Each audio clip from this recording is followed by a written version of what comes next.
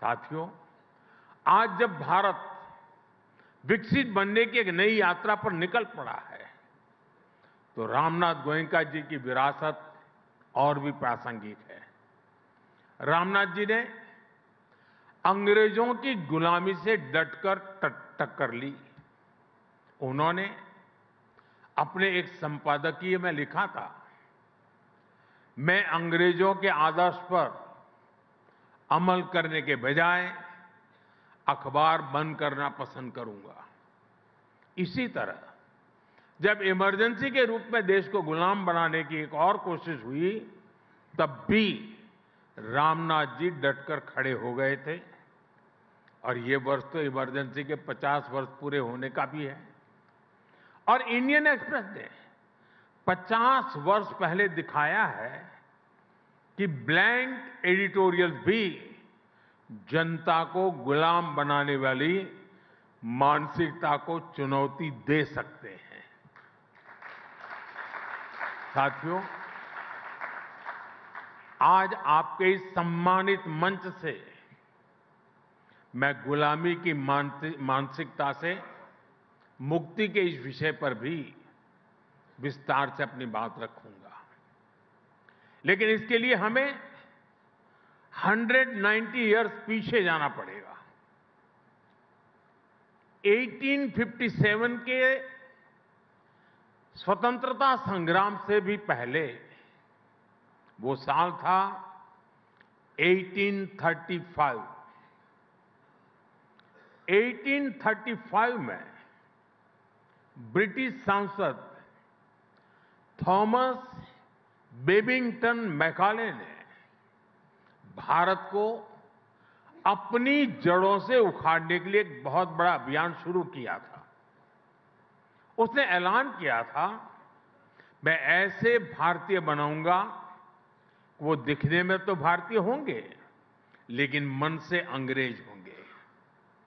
और इसके लिए मैकाले ने भारतीय शिक्षा व्यवस्था में आमूलचूल परिवर्तन नहीं बल्कि उसका समूल नाश कर दिया। खुद गांधी जी ने भी कहा था कि भारत की प्राचीन शिक्षा व्यवस्था एक सुंदर वृक्ष थी जिसे जड़ से हटाकर नष्ट कर दिया। साथियों, भारत की शिक्षा व्यवस्था में हमें अपनी संस्कृति पर गर्व करना सिखाया जाता था।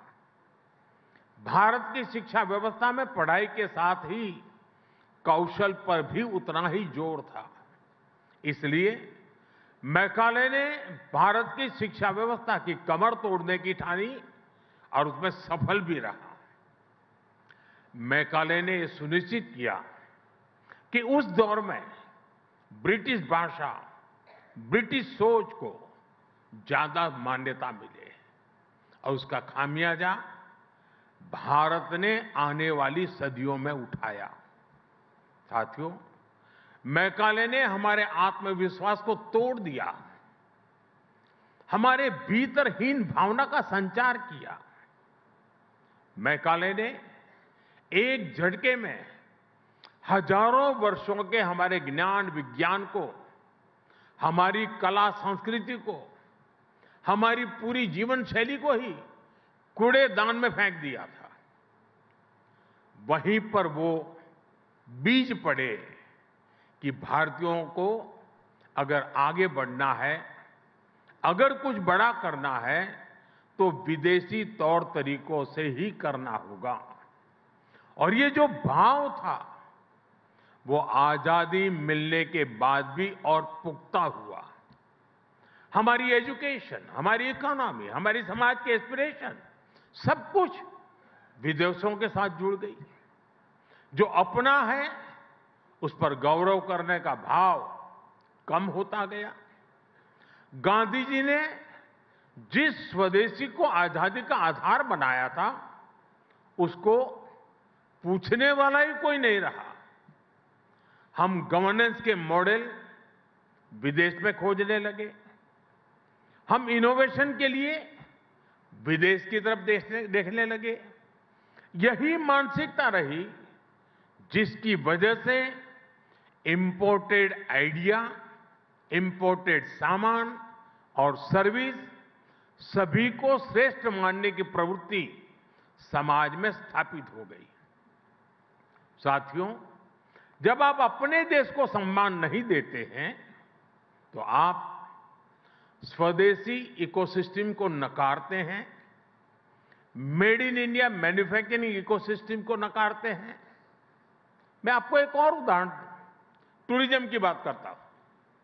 आप देखेंगे कि जिस भी देश में टूरिज्म फला फूला वो देश, वहां के लोगों को अपनी ऐतिहासिक विरासत पर गर्व करते हैं। हमारे यहां इसका उल्टा ही हुआ। भारत में आजादी के बाद अपनी विरासत को दुत्कारने के ही प्रयास हुए। जब अपनी विरासत पर गर्व नहीं होगा तो उसका संरक्षण भी नहीं होगा।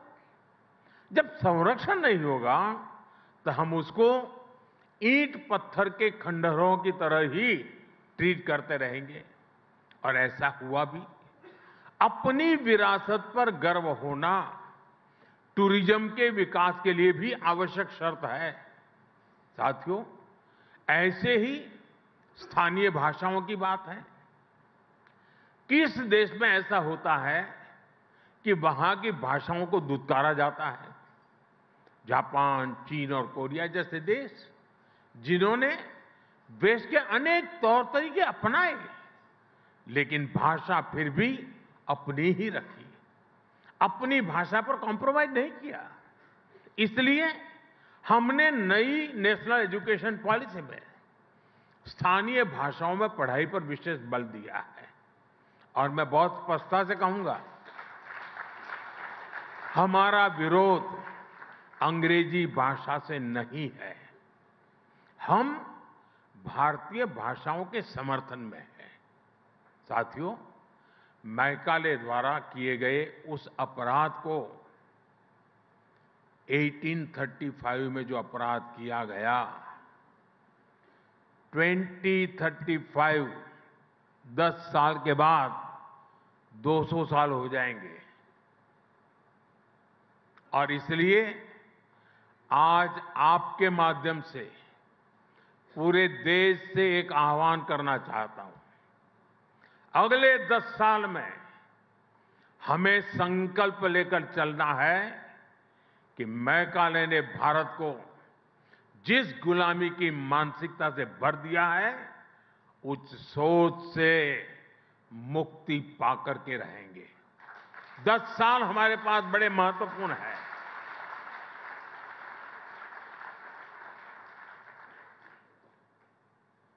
मुझे याद है एक छोटी घटना। गुजरात में लेप्रेसी को लेकर के अस्पताल बन रहा था, तो वो सारे लोग महात्मा गांधी जी से मिले उसके उद्घाटन के लिए। तो महात्मा जी ने कहा कि मैं लेप्रेसी के अस्पताल के उद्घाटन के पक्ष में नहीं हूं, मैं नहीं आऊंगा, लेकिन ताला लगाना है, उस दिन मुझे बुलाना, मैं ताला लगाने आऊंगा।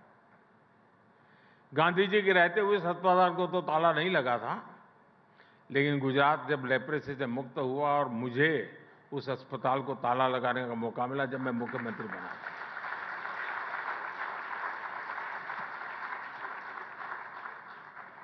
1835 से शुरू हुई यात्रा 2035 तक हमें खत्म करके रहना है। जी, गांधी जी का जैसे सपना था कि मैं ताला लगाऊंगा, मेरा भी सपना है कि हम ताला लगाएंगे।